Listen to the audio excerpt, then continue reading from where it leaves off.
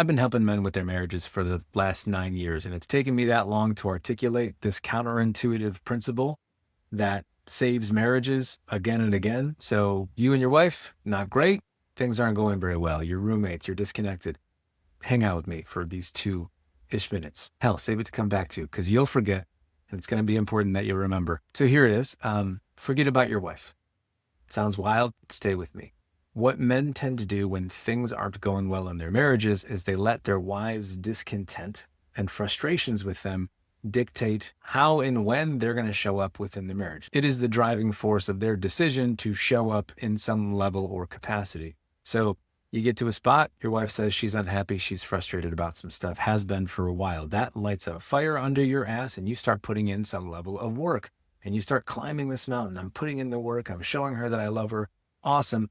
When you get to the top, her reactions and responses aren't as harsh anymore. She's not breathing down your neck. And so you look around and you say, I guess the work is done. You stop putting in the effort that got you to this peak, and the results start to fade and you go back down. And you're back at the bottom. She tells you again that she's frustrated about how things are going. The fire again is lit under your ass. Everything is dictated by her telling you that she's not happy.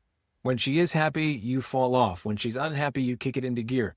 Ignore your wife. Forget about her opinions. Forget about her frustrations and just decide you want to be a better husband. Make it about you and your intentions. Who do you want to be here? Do you want to be a loving, empathetic, caring husband? Or do you want to be a guy that just shows up when she tells you shit is hitting the fan? You have to build your identity around who that is and then choose to engage as that person, no matter what your wife is telling you about the relationship. Because when you do it from that place, you will be consistent in your efforts. And when you're consistent in your efforts, this roller coaster situation doesn't have to happen anymore. When the roller coaster disappears, she can trust the man that's in front of her. When this roller coaster disappears, the walls come down. She feels safe. She knows who she's going to get from you. And when all of that becomes available, the intimacy, the fun, the play, the passion that you want in your marriage gets to happen because all of the dynamics that made her feel unsafe and pull away from you have disappeared.